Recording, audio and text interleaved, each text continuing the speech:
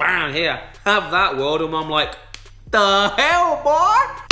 Hi guys, welcome back to DevTV. My name's Dev, and I'm kind of hyped right now to do this video because I don't normally make videos like this, but I feel like I gotta put my little bit into it because growing up, listening to rap music in the 90s and then like into the early 2000s, something that's died away quite a lot is like beef, like straight up just beefing with somebody, two artists battling it out. Now, if you don't know, Drake and Pusha T have started dissing one another over a couple of tracks. Now, what happened initially was Drake released a song called Two Birds and One Stone, and in that song, subliminally, he kinda dissed Pusha T's credibility towards being a drug dealer, because Pusha T raps a lot about how much he is a genuine drug dealer and how much he's like really into it. That's like one of his main things, right? As rappers do, right? But Drake mentions that a lot of rappers in the industry kind of fake that and kind of BS it, you know what I mean? It's like not real. And then now just recently, Pusha T released an album. On the album, there was a song called Infrared. On the Infrared track, which is actually produced by Kanye West. And now in that song, he mentions Drake has a ghostwriter, Quincy Jones, I believe his name is, and that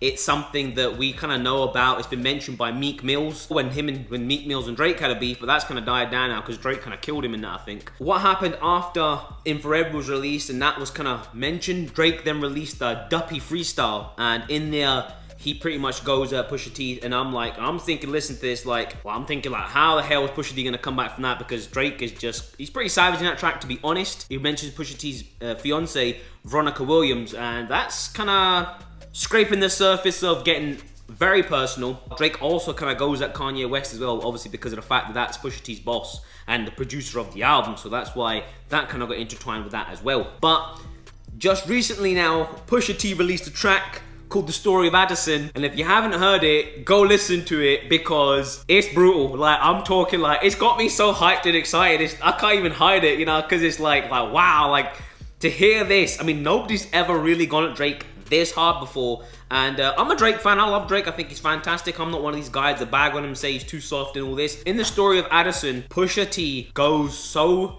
hard. It goes in wow, my brain is blowed up right now, right? It's crazy. First of all, the actual cover of the song, if you look at it, picture that he posts along with it is actually Drake blackface. Now what blackface was is basically back in the day, white people used to paint themselves in this kind of derogatory way which used to depict black people, and it's extremely offensive. And for me, when I seen that picture, I was like, I didn't even know it was Drake. I'm looking at him thinking, oh, that's kind of crazy. But then after I realized it's Drake, and I was like, damn, that is shocking. I could not believe he would even take a picture or even joke about that, because that is such an offensive thing. And I was kind of thinking that's so crazy. He's half black as well, Drake. I think it gets me, it's why would you do that? That's baffled me. So I gotta kind of commend Pusha T for letting us know that he did that, because that's kind of out of order in my opinion. The second point I wanted to make was that Drake actually goes and disses Drake's dad and his mum. He mentions how his dad left when he was 5, and then he mentions how his mum just can't keep a marriage, and it's quite offensive. The other thing that Pusha T mentions is, which is something that just blew my brain, Drake has a baby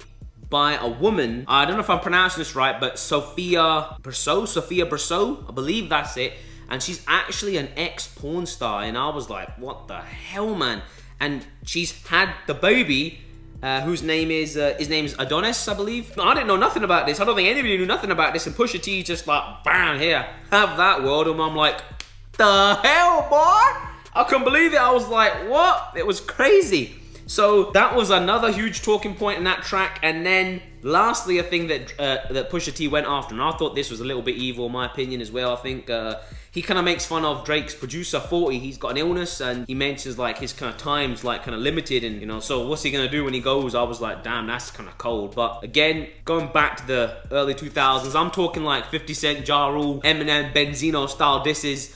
These guys used to go hardcore, and it was entertaining to watch, because at the end of the day, it's like watching two boxers fight. You want to see the two best boxers in the world fight, and this is like that, but just music, and back in the day, rap was heavily influenced by being the best artist and being the best lyrical artist. Maybe not going after personal things like they do nowadays, but certainly beef is a huge part of rap. And so for me, this is like, I feel like a little kid going back, like when I was like young. I mean, I was listening to rap when I was a bit too young, but that's not the point, but it was kind of brutal.